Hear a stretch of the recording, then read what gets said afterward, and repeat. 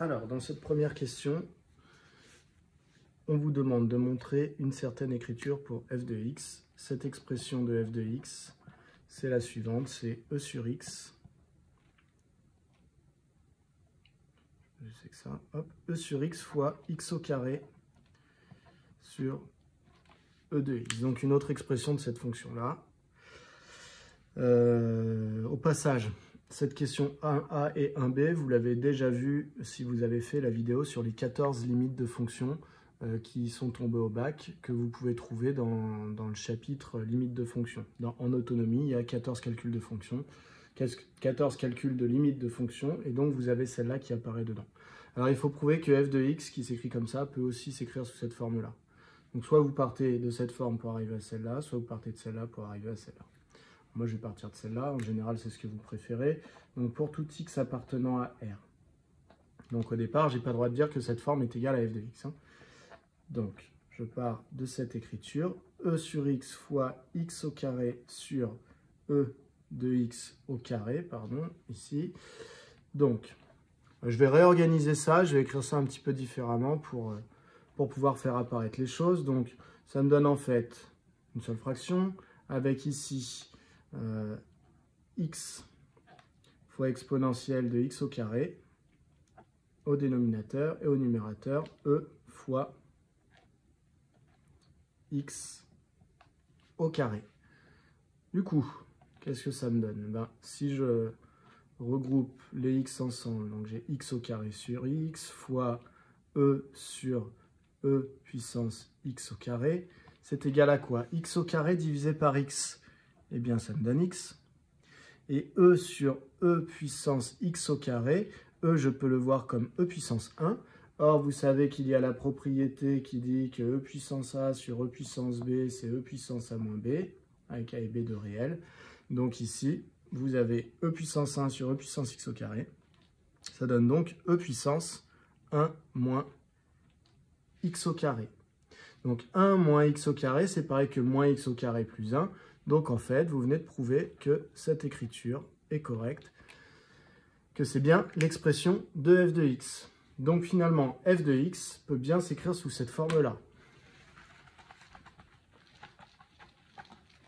Donc, pour tout x appartenant à R, f de x égale e sur x fois x au carré sur e de x au carré. Donc ça, c'était pour la question petit a. Pour la question petit b, on vous demande d'en déduire la limite de f de x en plus l'infini. Alors, quand on vous dit en déduire, ça veut dire qu'il faut réutiliser le résultat que vous venez de prouver. Donc, vous venez de trouver cette écriture-là pour f. Donc, c'est certainement cette expression-là qui va vous servir pour trouver la limite de f en plus l'infini. Alors, si on observe un petit peu f et qu'on regarde la limite en plus l'infini, donc si x tend vers plus l'infini, ici ça tend vers plus l'infini, dans l'exponentielle, ça va donner quoi? Si x tend vers plus l'infini, x au carré tend vers plus l'infini, donc moins x au carré, ça va tendre vers moins l'infini, et donc moins x au carré plus 1 va tendre vers moins l'infini. L'exponentielle de quelque chose qui tend vers moins l'infini, ça tend vers 0. C'est par définition ici de l'exponentielle. Donc, j'ai x qui tend vers plus infini et l'exponentielle qui tend vers 0. C'est une forme indéterminée lorsque j'utilise cette expression de f. C'est donc pour ça qu'on va utiliser l'expression qu'on vient de nous montrer dans la question petit a. Donc, c'est parti. Question petit b.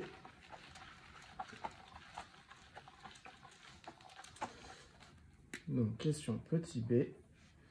Pour tout x appartenant à R, f de x égale, donc on va utiliser l'écriture qui dit que cette expression c'est e sur x fois x au carré sur e de x au carré. Alors, pourquoi est-ce que je vais mieux m'en sortir avec cette expression? Alors on essaye lorsque x tend vers plus l'infini. E sur x, alors e, vous voyez, il n'y a pas de x dedans, donc c'est une constante, c'est à peu près 2,72. Donc e sur x, la limite, un nombre fixe divisé par quelque chose qui tend vers plus l'infini, la limite, c'est 0. Donc ici, ce facteur tend vers 0. Ce facteur-là, là, on va comparer x au carré qui tend vers plus l'infini à e de x au carré qui tend aussi vers plus l'infini. Donc, quand je compare une famille une fonction de la famille des polynômes avec une fonction de la famille des exponentielles, je pense aux formules de croissance comparée avec de l'infini sur infini. Donc ça me fait penser à la limite de e de grand X sur grand X quand grand X tend vers plus l'infini que j'ai vu dans mon cours qui est égal à plus l'infini. Donc là, normalement, c'est une forme indéterminée, e de x sur x en plus l'infini, mais on a appris dans le cours que, en fait, la limite, c'était plus l'infini parce qu'on avait comparé les croissances. Donc par croissance, comparée. Alors vous allez me dire, bah oui, mais c'est pas ça que j'ai, moi, c'est dans l'autre sens. Eh bien, donc, je vais passer à l'inverse. Donc, ça veut dire que la limite de quelque chose sur exponentielle de la même chose lorsque ce quelque chose tend vers plus l'infini, eh bien, elle est égale à 0. Et oui, si quelque chose tend vers plus l'infini, quand je passe à l'inverse, ça me donne 1 sur ce quelque chose. Donc, 1 sur quelque chose qui tend vers l'infini, ça tend vers 0. Donc, je vais dire, or, la limite, je vais bien préciser quand même que ce qui va aller à la place de grand X ici, tendait bien vers plus l'infini. Donc, ce qui va aller à la place de grand X, c'est x au carré. Donc, quand x tend vers plus l'infini, j'ai bien que x au carré tend vers plus l'infini. Donc, finalement, par composition, c'est-à-dire quand je vais remplacer grand X par petit x au carré, par composition, j'ai que la limite de x au carré sur e de x au carré lorsque x tend vers plus l'infini, eh bien, est égal, comme ici, à 0. Donc, ce facteur tend vers 0. Je vais quand même rappeler que celui-là tend vers 0 parce que je l'ai juste dit à l'oral. Donc, 2 plus la limite de e sur x lorsque x tend vers plus l'infini. Donc là, il n'y a pas de problème, hein. Je répète que e est une constante. Donc, c'est vraiment un nombre fixe divisé par quelque chose qui tend vers plus l'infini. Donc, la limite, c'est 0. Donc finalement, ce facteur-là tend aussi vers 0, donc le produit des deux tend vers 0. Donc la limite de f de x, lorsque x tend vers plus l'infini, est égale à 0.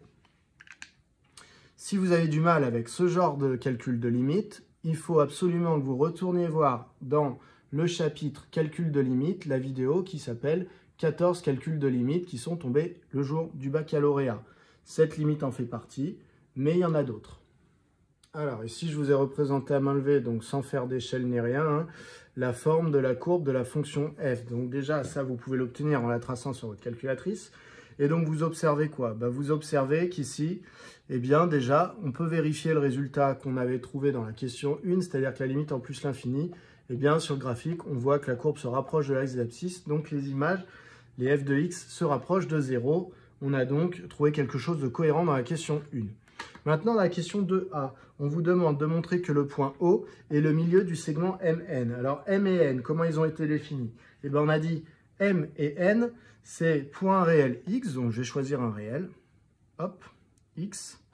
Eh bien, le point qui a pour abscisse X sur la courbe s'appelle M.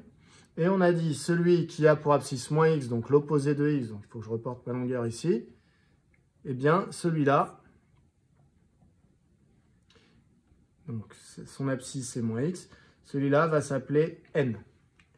Et donc, le but c'est de montrer que le point O, l'origine du repère, est le milieu du segment MN pour tout x. C'est-à-dire qu'à chaque fois que je prends un x, que je place du coup m et n qui correspondent, puisque si je bouge x, ça bouge m, si je bouge, et du coup ça bouge aussi moins x, et donc ça bouge n. Quoi qu'il en soit, quel que soit le x, je veux montrer que mon segment MN, eh bien, le milieu du segment, c'est O. Donc, c'est parti. Je vais me rappeler de comment je calcule les coordonnées du milieu d'un segment. Donc, ça, c'est à votre programme de seconde. Lorsque j'ai un point A qui a comme coordonnées XA, YA, et un point B qui a comme coordonnées XB, YB. Si je veux calculer les coordonnées de I, le milieu de AB, eh bien la formule, les coordonnées de I sont l'abscisse de I, bah, c'est la moyenne des abscisses de A et de B. Donc XA plus XB divisé par 2. Et l'ordonnée de I, c'est la moyenne des ordonnées de A et de B. Donc YA plus YB divisé par 2. Donc c'est cette formule que je vais appliquer ici. Donc je vais l'appliquer non pas à A et B, mais à M et N. Alors M, qu'est-ce qu'il a comme coordonnées? M, ses coordonnées sont X. Et comme il est sur la courbe représentative de F, eh bien son ordonnée, c'est F de X. C'est l'image de X. N, eh bien son abscisse, c'est moins X. Et comme il est sur la courbe, son ordonnée, c'est l'image de moins X. Donc F de moins X. Voilà. Donc maintenant, moi, ce que je vais faire, c'est que je vais faire le calcul des coordonnées du milieu du segment MN. Et puis, si ça me donne 0, 0, eh bien, ça voudra dire que c'était bien le point O. Donc, le milieu de MN, donc c'est un segment, il se note entre crochets, a pour coordonnées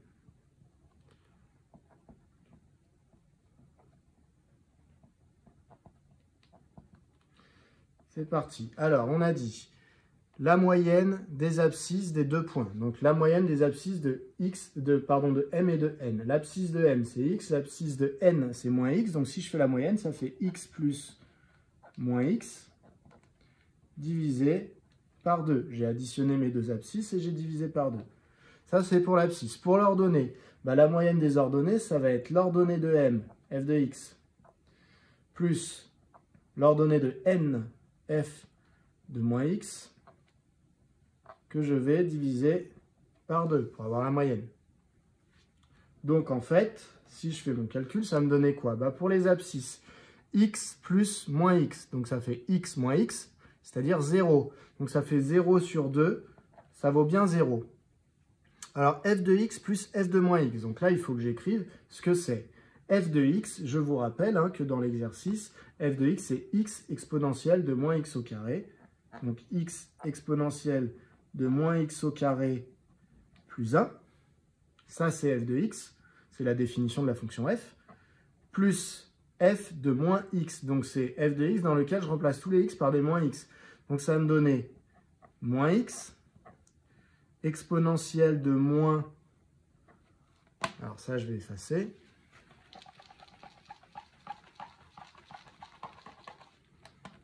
Exponentielle de x, je le remplace par moins x, donc moins x au carré plus 1, le tout sur 2. Du coup, ça me donne quoi?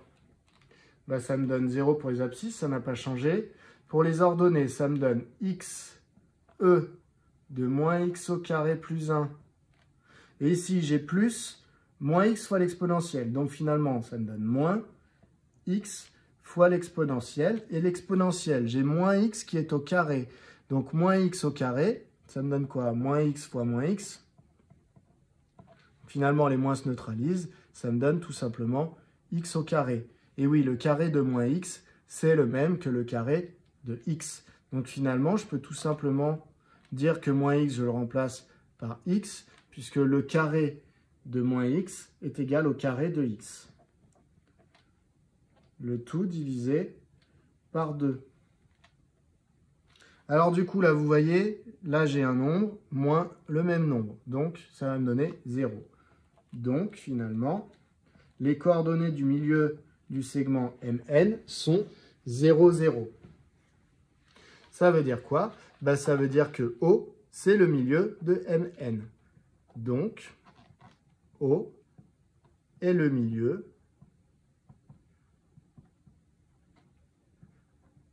de MN. Et ça, c'est pour tout x, c'est-à-dire pour toutes les positions que je pourrais donner à n sur la courbe, pour tout x appartenant à R. Voilà pour cette question petit a. Alors on me dit, peut-on en déduire pour la courbe C dans la question petit b?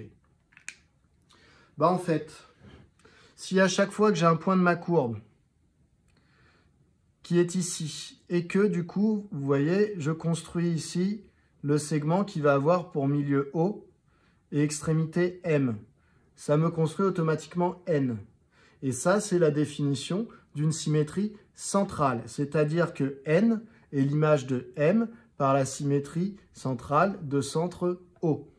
Et comme c'est vrai pour tous les points ici, eh bien en fait, tous les points ici, je trouve leurs images ici. J'ai donc une courbe qui va être symétrique par rapport au point O. Donc c'est une symétrie centrale ici.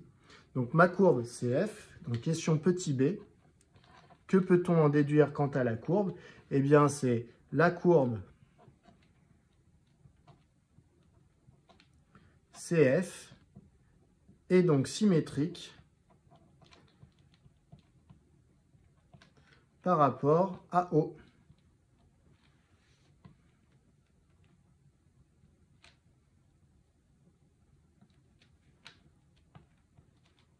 Voilà.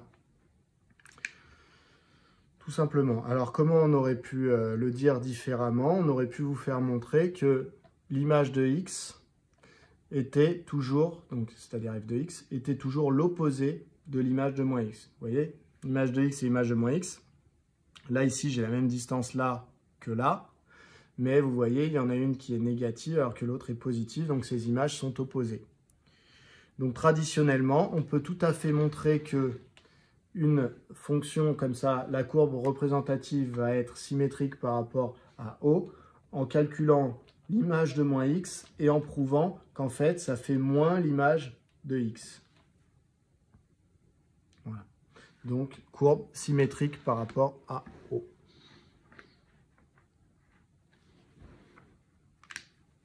Alors, on pourrait se demander à quoi ça nous sert de prouver qu'il y a une symétrie sur une courbe quand on étudie une fonction.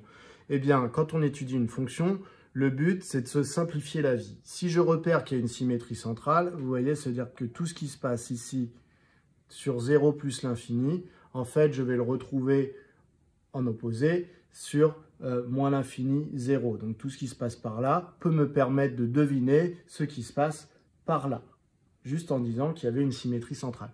Donc, ça veut dire que maintenant, les questions suivantes, elles vont porter sur f toujours, mais que sur l'intervalle 0 plus l'infini.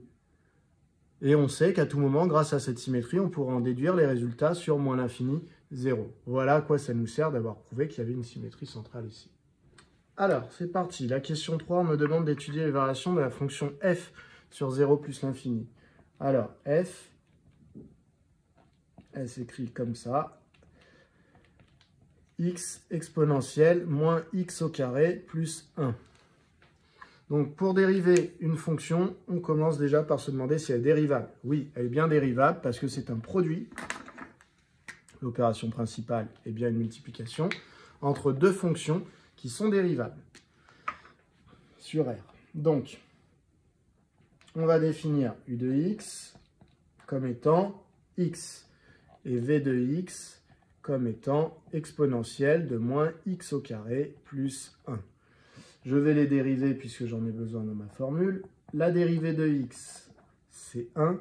La dérivée de v, dérivée d'une exponentielle d'une fonction, donc ça c'est la formule exponentielle u. Comment on dérive une fonction du type exponentielle u? Eh bien, vous avez vu dans le chapitre de dérivation, complément sur la dérivation, que c'était la formule u' exponentielle u. Autrement dit, je recopie mon exponentielle telle qu'elle, mais devant, je vais multiplier par u', c'est-à-dire la dérivée de l'exposant. L'exposant ici vaut moins x au carré plus 1, c'est donc une addition. Donc sa dérivée, c'est la dérivée de moins x au carré plus la dérivée de 1.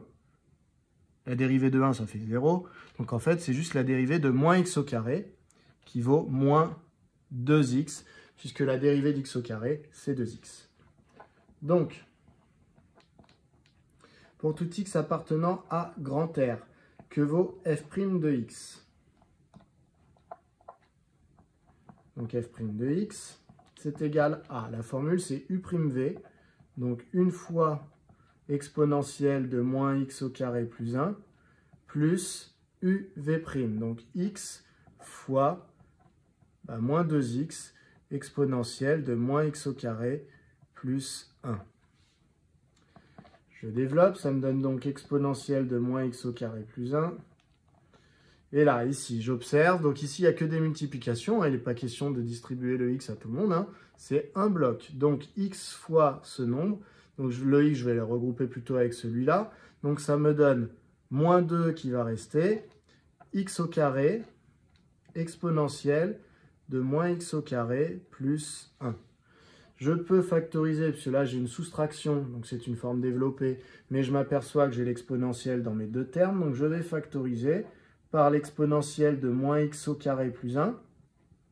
Et donc ici, combien de fois j'avais l'exponentielle? Je l'avais une fois, et ici je l'ai moins 2x au carré fois.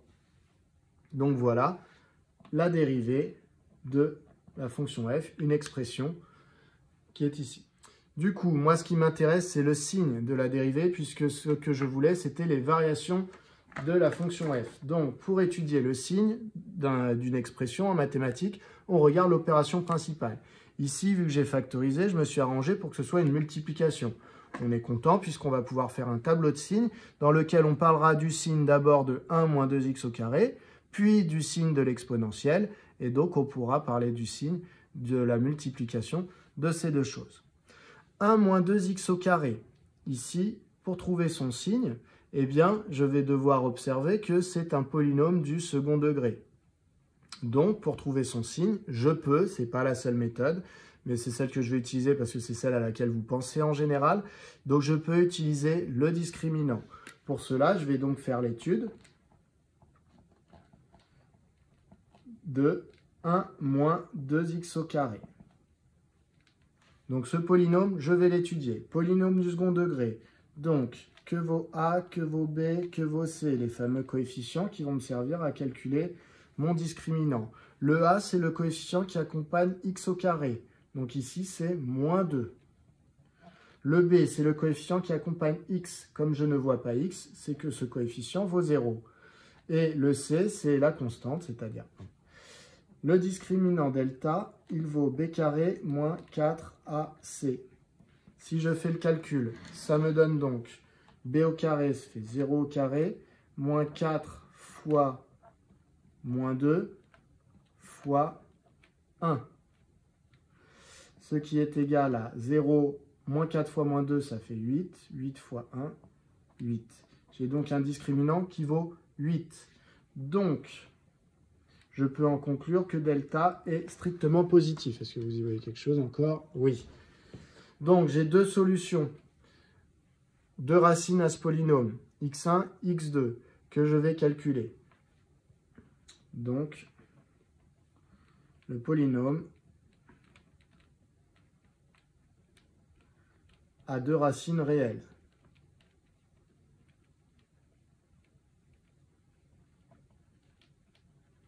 Qui sont distinctes l'une de l'autre.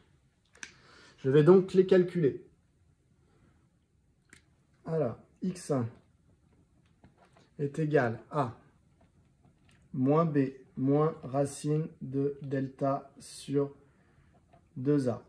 Ce qui est égal à moins b, donc ça fait moins 0, moins racine de delta. Racine de delta, on a dit que c'était delta, c'était 8, sur 2 fois a, et a, on a dit que c'était moins 2. Donc, ça donne moins racine de 8. Alors, la racine carrée de 8, je peux la voir comme la racine carrée de 4 fois 2. Quand j'ai une multiplication dans une racine, ici, si mes deux nombres étaient bien positifs, je peux découper ma racine. La racine de 4 vaut 2. Donc, en fait, racine de 8, ça s'écrit aussi 2 fois la racine de 2. Donc, ça me donne moins 2 racine de 2 sur 2 fois moins 2. Multiplication en haut, multiplication en bas, donc je peux simplifier par moins 2, ce qui donne racine de 2 sur 2. Ça, c'est pour x1. Pour x2, x2, c'est moins b plus la racine carrée de delta sur 2a, ce qui est égal à moins 0 plus la racine carrée de 8 sur 2 fois moins 2, mais la racine carrée de 8 vaut 2 racine de 2 pour les mêmes raisons que ce que j'ai dit juste avant, et en dessous, j'ai 2 fois moins 2. Ici, j'ai donc multiplication en haut, multiplication en bas. Donc, je peux simplifier par 2, ce qui me donne racine de 2 sur moins 2. Le moins, je peux le mettre devant ma fraction et ça me donne moins racine de 2 sur 2. Donc, j'ai un polynôme qui a deux racines qui sont inscrites ici. Ensuite, mon but, c'était de trouver son signe à ce polynôme, puisque je vous rappelle, il faut son signe pour trouver le signe de la dérivée. Le signe d'un polynôme du second degré. Un polynôme du second degré, sa courbe représentative, c'est une parabole. Soit elle est ouverte vers le haut, soit elle est ouverte vers le bas. Moi, je sais déjà que l'axe des abscisses coupe la parabole en deux endroits, puisque j'ai trouvé deux x pour lesquels le polynôme valait 0. En moins racine de 2 sur 2 et en racine de 2 sur 2. Ça, c'est si la parabole est ouverte vers le haut. Si elle est ouverte vers le bas, j'ai quand même trouvé deux endroits où mon polynôme valait 0, en moins racine de 2 sur 2 et en racine de 2 sur 2. Donc maintenant, à moi de savoir si ma parabole est ouverte vers le haut ou vers le bas. Ce qui me dit ça, c'est le coefficient A. S'il est positif, on est dans ce cas-là. S'il est négatif, on est dans ce cas-là.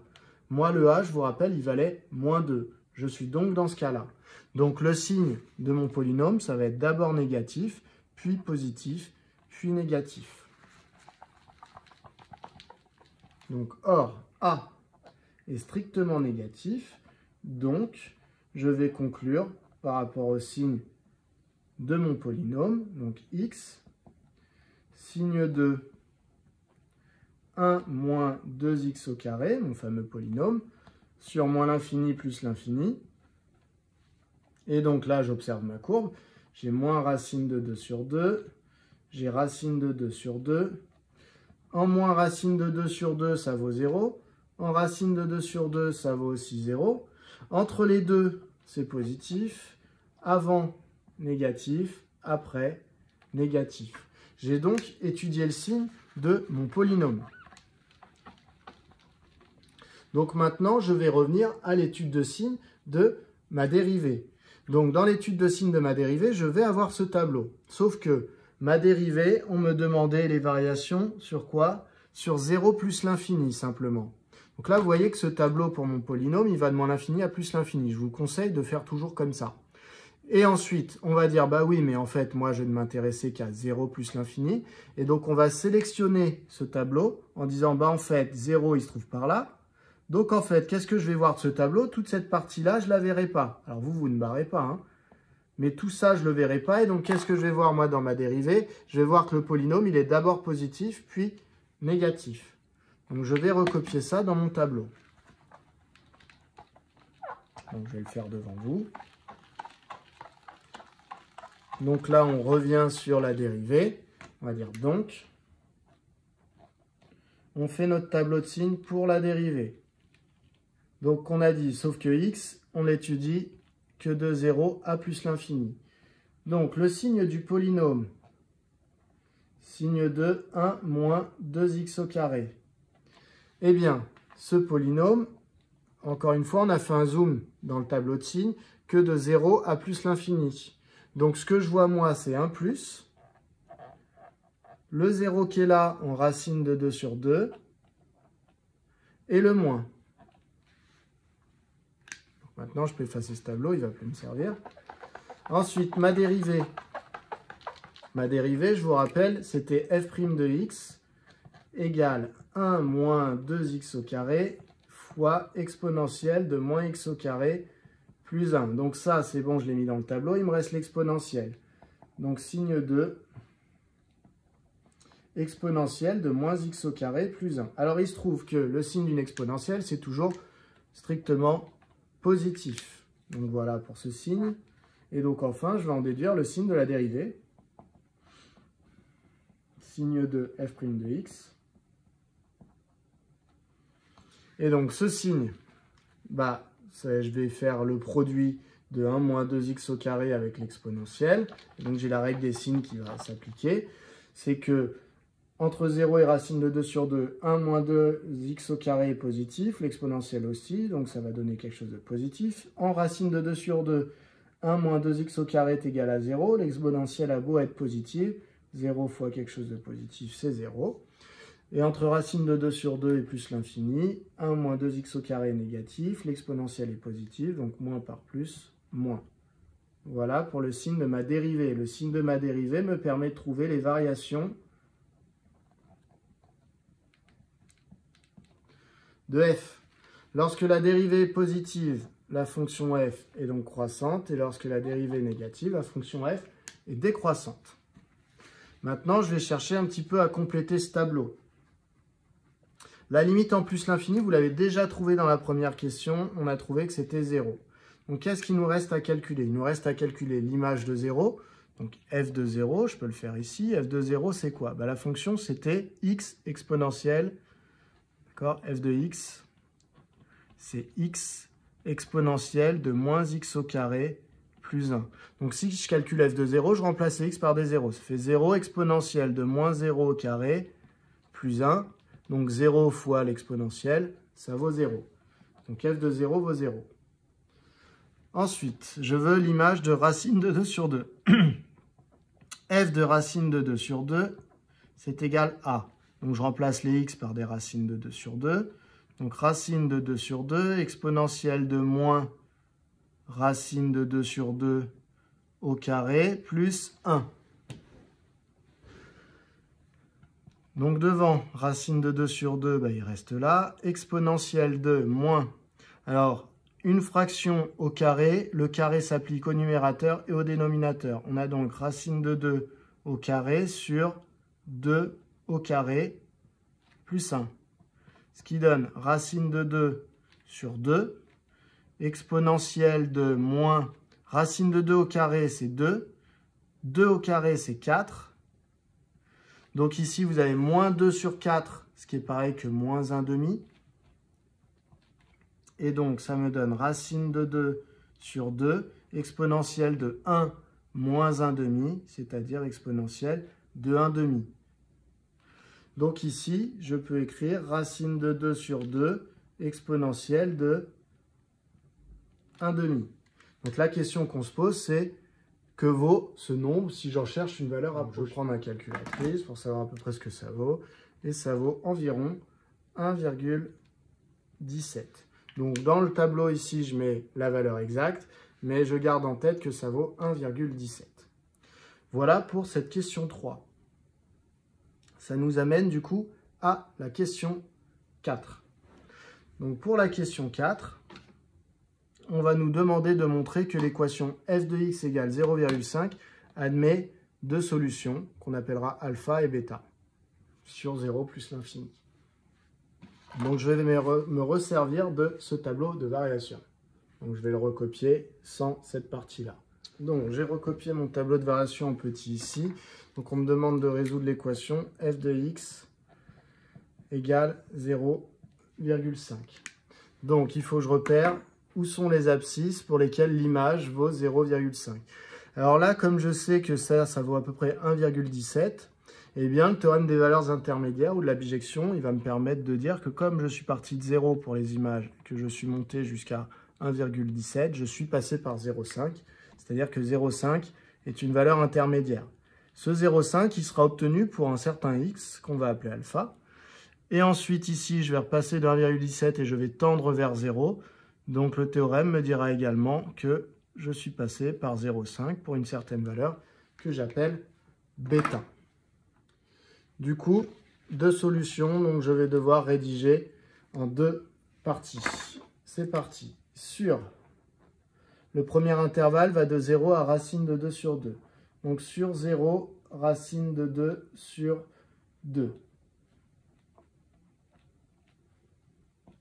Première chose à dire, c'est que votre fonction, eh bien, elle est continue. C'est-à-dire que la courbe n'a pas de saut. Donc f est continue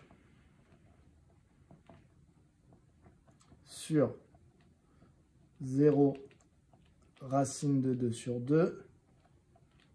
Si je dois justifier de pourquoi elle est continue, vous pouvez dire parce qu'elle est dérivable. Ensuite, f est strictement croissante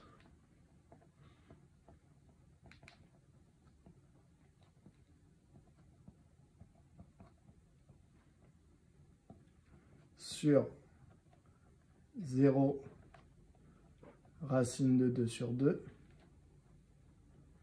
Et enfin, on va dire que 0,5, c'est une valeur intermédiaire entre 0 et le fameux 1,17. Donc on va dire que l'image de 0, c'est 0. Et que l'image de racine de 2 sur 2, c'est égal à racine de 2 sur 2 exponentielle de 1,5. Or, 0,5 est bien entre ces deux valeurs. Alors, être entre les deux valeurs, ça veut dire appartenir à l'intervalle 0, racine de 2 sur 2, exponentielle de 1,5.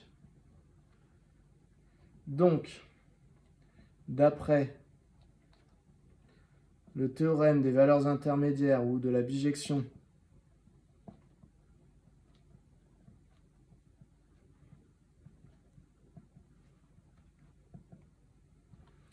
l'équation f de x égale 0,5 admet une unique solution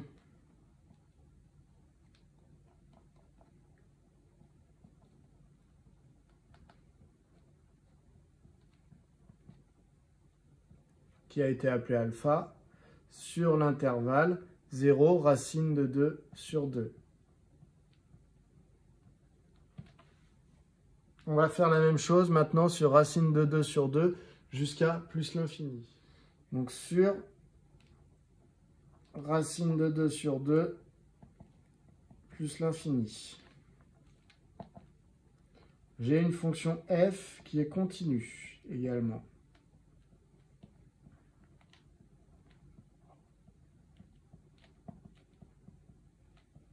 J'ai une fonction f qui cette fois-ci est strictement décroissante.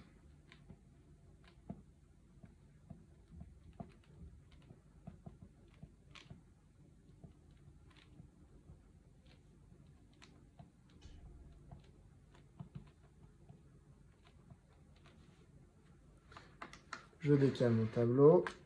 Dernier argument. Alors, dernier argument, il faut voir le tableau. Je vais dire que l'image de racine de 2 sur 2, c'est cette valeur-là. Et je vais dire ici, donc, non pas que l'image de plus l'infini, c'est 0, parce qu'on n'a pas le droit de dire ça. Plus l'infini n'étant pas un nombre, il n'a pas d'image. Mais je vais parler du coup de la limite en plus l'infini, qui est égale à 0. Donc, l'image de racine de 2 sur 2 est égale à racine de 2 sur 2 exponentielle de 1,5, ce qui valait à peu près 1,17, je vous rappelle. Et je vais parler de la limite quand x tend vers plus l'infini de f de x, qui est égale à 0. Or, le fameux 0,5 que je trouve, il appartient bien à l'intervalle entre ces deux valeurs. Alors attention, celle-là, c'est une limite, donc je l'exclus de l'intervalle. 0,5 appartient à l'intervalle 0 ouvert jusqu'à racine de 2 sur 2 exponentielle de 1,5. Je vous rappelle que c'est toujours le plus petit nombre en premier dans un intervalle. C'est pour ça que ce n'est pas lui que vous voyez marqué là, mais que c'est celui-là. Donc, d'après le théorème de la bijection, alors on peut même dire le corollaire. Donc le corollaire, je vous rappelle, c'est le petit frère du théorème, c'est-à-dire c'est le théorème où on a modifié quelques conditions. Là, ici, j'utilise une limite. Donc, c'est une petite modification par rapport au théorème de base qui n'utilise normalement que des images. Donc, d'après le corollaire du théorème de la bijection,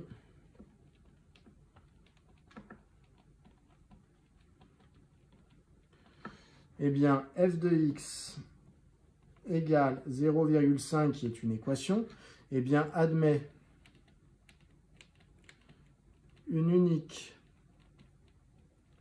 solution bêta sur racine de 2 sur 2 plus l'infini. Donc ça veut dire que j'avais une solution alpha et maintenant j'ai une solution bêta. Donc il y a exactement deux solutions si je considère l'intervalle global qui va de 0 à plus l'infini. Voilà qui vient conclure cette question 4a. Pour la question 4b, on me demande du coup d'en déduire les solutions sur 0 plus l'infini de l'inéquation f de x. Donc sur 0 plus l'infini, f de x supérieur ou égal à 0,5. Ça, c'est une inéquation. Donc, je cherche les x telles que les images sont plus grandes que 0,5. Donc, l'inéquation f de x supérieur à 0,5 a pour solution les réels de l'intervalle. Alors, quel intervalle? Bien, vous voyez ici, on peut voir un petit peu comment sont décrits les f de x. Quand x augmente ici de 0 vers plus infini, au début, les f de x, les images, partent de 0, elles augmentent. En alpha, elles vont être, l'image est égale à 0,5. Entre alpha et bêta, vous voyez, les images sont supérieures à 0,5 puisque ça continue d'augmenter. Après, ça diminue, mais c'est toujours au-dessus de 0,5. Donc, entre alpha et bêta, les images sont supérieures à 0,5. Et après bêta, les images redeviennent inférieures à 0,5. Donc, quand on me demande l'inéquation f de x supérieur ou égal à 0,5, je cherche donc là où les images sont au-dessus de 0,5. C'est donc entre alpha et bêta. Donc, f de x supérieur à 0,5 a pour solution les réels de l'intervalle alpha, bêta. J'inclus alpha et bêta puisque j'autorisais ici les images à être égales à 0,5. Ensuite, dans la question petit c, on me demande des valeurs approchées de alpha et de bêta. Donc ça se fait à l'aide de la calculatrice. Donc dans ma calculatrice, je rentre la formule de la fonction f. Ensuite, je vais dans définir table. Dans définir table, je vais demander à démarrer à 0. Pourquoi? Parce que quand je recherche le alpha, je sais qu'il est entre 0 et racine de 2 sur 2.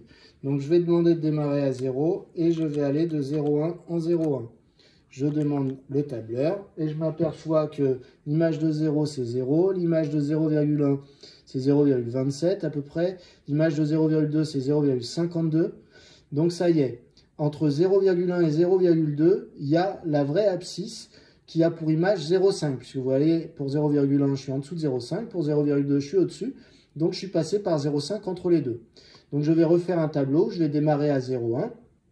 Et je vais avancer de 0,01 à 0,01.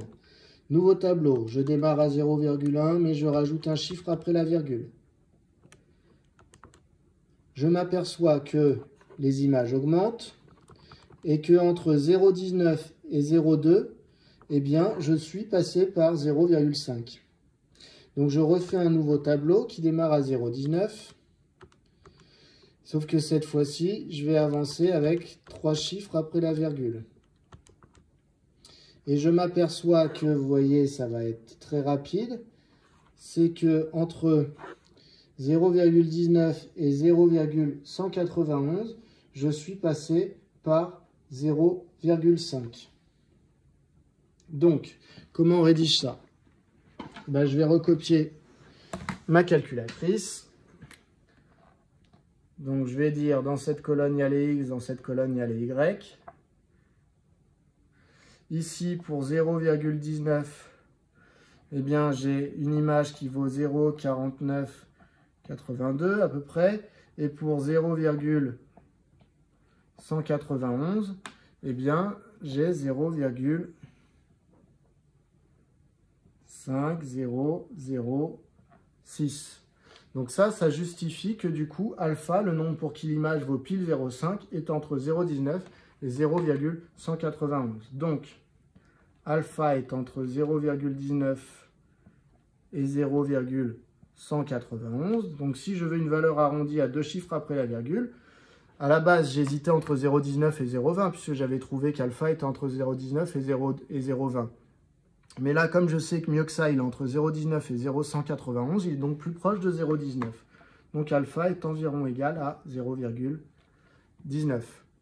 Maintenant, je vais chercher bêta. Bêta, cette fois-ci, vous voyez, là, l'intervalle, il va de racine de 2 sur 2 à plus l'infini. Racine de 2 sur 2, c'est un nombre qui est plus petit que 1. Je vais démarrer mon tableur à 1. Donc, définir table, je vais démarrer à 1. Je vais rectifier un peu le pas pour avoir un pas un peu plus grand. Je vais de 0,1 en 0,1.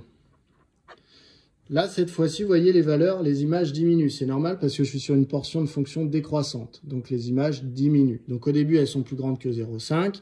Et puis, il y a un moment où elles vont passer 0,5. Donc, je regarde un petit peu ici et je m'aperçois que c'est entre 1,4, j'étais à 0,54, 1,5, 0,43. Donc, je suis passé par 0,5 entre 1,3 et 1,4. Je redémarre mon tableau à 1,3. Cette fois-ci, j'avance avec 2 chiffres après la virgule. Je refais ma table. Et quand est-ce que je passe par 0,5? Vous voyez, là, ça diminue. Les images, elles sont plus grandes. Donc, je suis encore au-dessus, là. Je descends, je descends, je descends, je descends. Et je m'aperçois que là, entre 1,43 et 1,44, j'ai passé 0,5. Donc, ma valeur approchée à 2 chiffres après la virgule, ça va soit être 1,43, soit 1,44. Donc, il faut que je précise. Je vais aller voir un chiffre après pour voir si je suis plus proche de 1,43 ou de 1,44.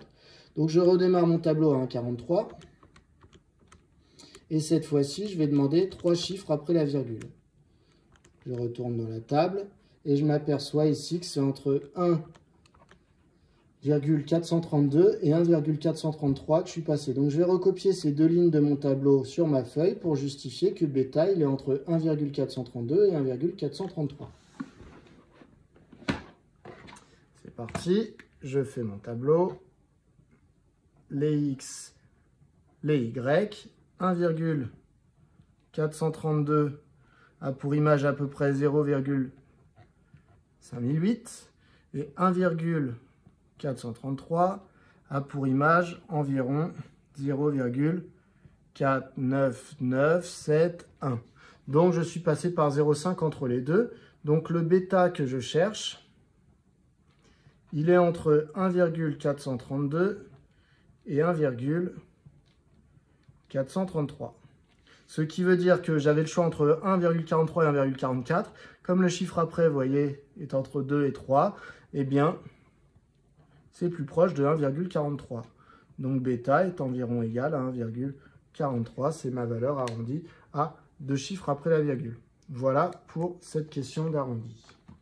Dans cette question, on nous demande de trouver une expression de f seconde, la dérivée seconde de f. Donc, il faut redériver la fonction dérivée.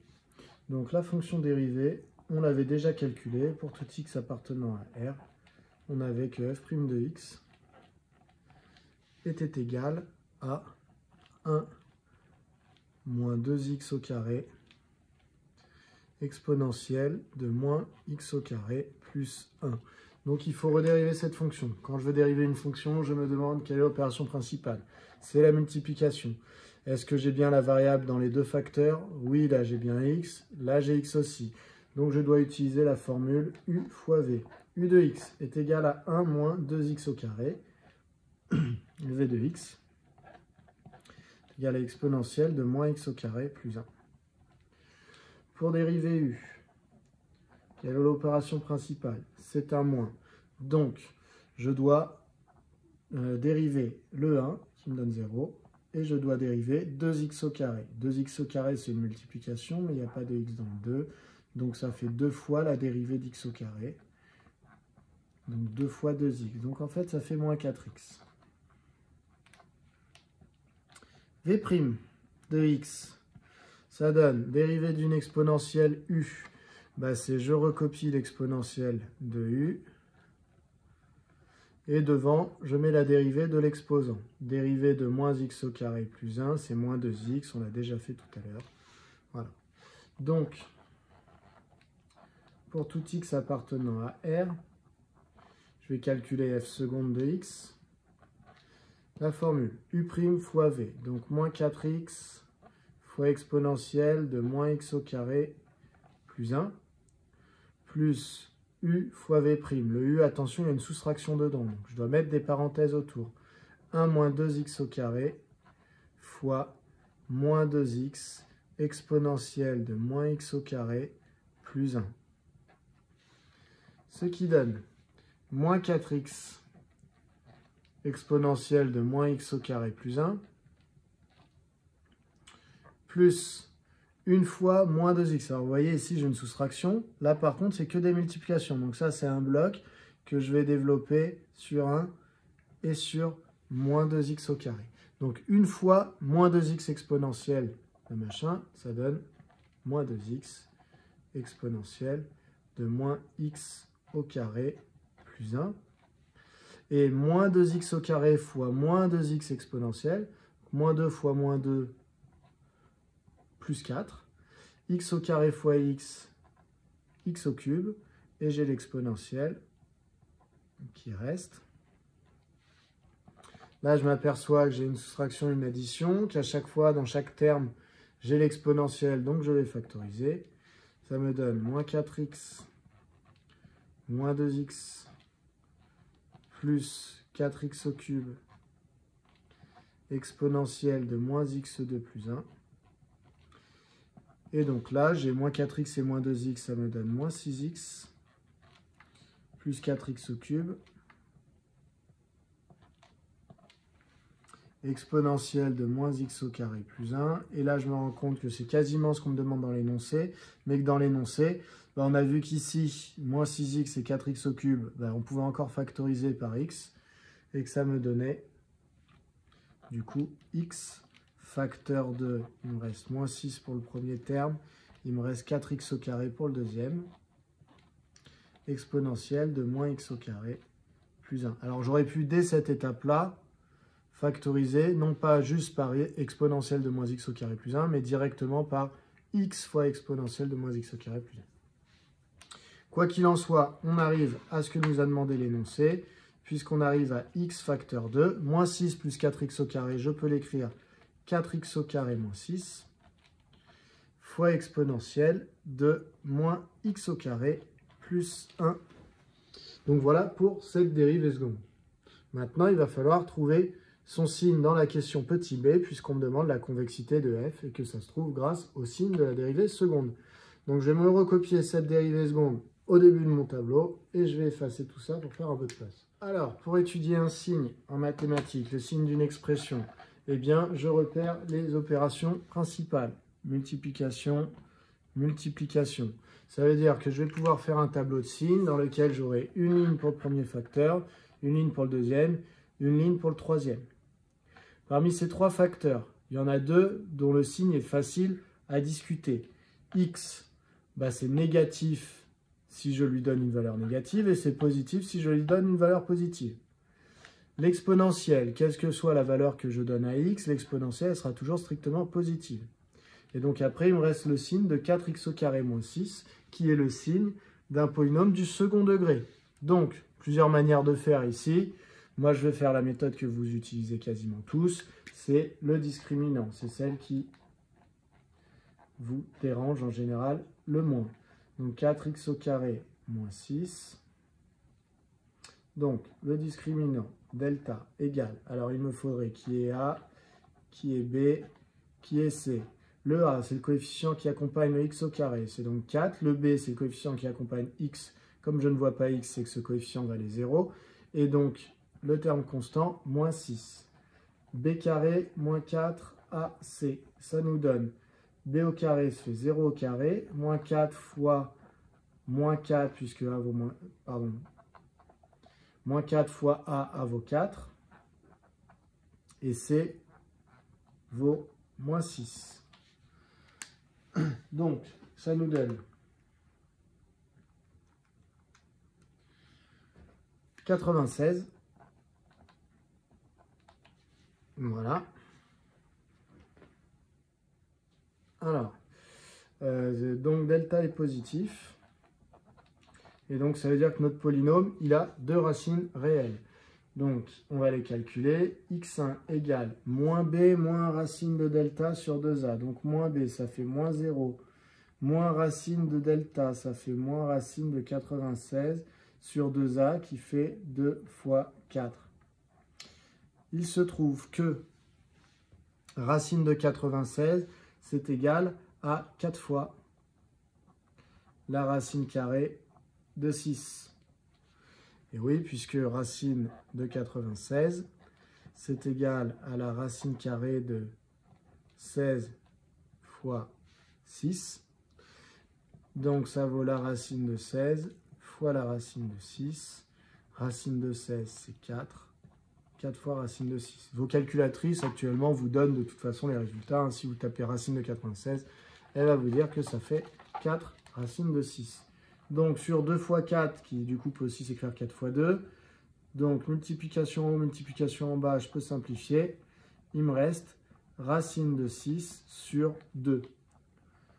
x2 maintenant, moins b, donc moins 0, plus racine de delta, 96 sur 2 fois 4. Mais racine de 96, c'est 4 racines de 6. Donc ça fait 4 racines de 6 sur 4 fois 2. Multiplication en haut, multiplication en bas, je simplifie. Ça me donne, alors ici il y avait un moins qui manquait. Donc ça me donne racine de 6 sur 2.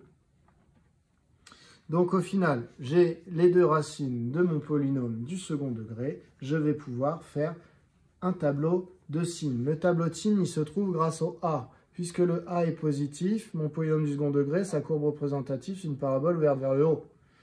Comme delta est positif, je sais que l'axe coupe la parabole en deux abscisses, que j'ai trouvé ici, moins racine de 6 sur 2 et racine de 6 sur 2. Donc je peux trouver le signe, puisque je vois que mon polynôme est positif, puis négatif, puis positif. Donc ça me donne le signe de 4x au carré moins 6. Donc, je vais le dire. Donc, je peux en déduire, donc, comme A est positif,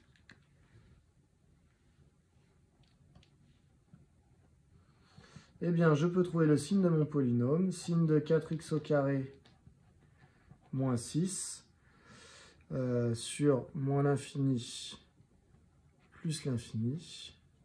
Eh bien, ça me donne entre moins l'infini et moins racine de 6 sur 2. On a dit polynôme ouvert vers le haut, donc positif, puis négatif, puis positif. Donc, là, ce que je viens de faire, c'est l'étude de ce facteur-là. Donc, en gros, j'ai juste trouvé ce que j'allais avoir dans la ligne, dans mon gros tableau de signes qui rassemble ce facteur et celui-là. J'ai juste écrit ce qu'il y aurait dans la ligne pour celui-là, qui était le plus compliqué. Donc, maintenant, je vais recopier ça dans mon grand tableau de signes qui va me parler de x, de 4x au carré moins 6 et de l'exponentielle. Alors, ça me donne ça. Donc, j'ai fait mon tableau, j'ai mis toutes mes lignes, une ligne pour x, une ligne pour 4x au carré moins 6, une ligne pour l'exponentielle. La ligne pour l'exponentielle, c'est facile, il n'y a que plus dedans, puisqu'une exponentielle est toujours strictement positive. La ligne de x, j'ai dit, elle n'est pas très compliquée. X, s'il est entre moins l'infini et 0, son résultat est donc négatif. En 0, bah, il vaut 0. Et si x est entre 0 et plus l'infini, bah, son signe, c'est plus. 4x au carré moins 6, je viens de voir juste avant que ça valait 0 en moins racine de 6 sur 2 et en racine de 6 sur 2. Et on a vu que le signe, c'était positif, négatif entre les deux et positif. Je peux donc en conclure le signe de f seconde qui est le produit de ces trois expressions. Donc, de moins l'infini à moins racine de 6 sur 2. Qu'est-ce qui se passe? Donc, je me retrouve avec un x qui est négatif, un 4x au carré moins 6 qui est positif, et une exponentielle qui est positive. Donc, moins par plus, ça me donne moins. En moins racine de 6 sur 2, vous voyez, j'ai mis 0, parce qu'en fait, 4x au carré moins 6, donc ça, là, ça vaut 0. Donc 0 fois quelque chose, ça restera 0. En 0, qu'est-ce qui se passe? En 0, bah, c'est x qui vaut 0, donc ça fera 0 fois des choses, donc ça fera 0. Entre moins racine de 6 sur 2 et 0, on est dans une partie négative pour x, négative pour 4x au carré moins 6, donc ça fait moins par plus. Donc ça donne plus. Ensuite ici, ça vaut aussi 0 en racine de 6 sur 2 parce que 4x au carré moins 6, je viens de dire qu'il valait 0. Et donc ça me donne plus par plus, moins, et plus par plus, plus. Donc La question, c'était d'étudier la convexité de F sur R. Donc la convexité, qu'est-ce que ça me donne?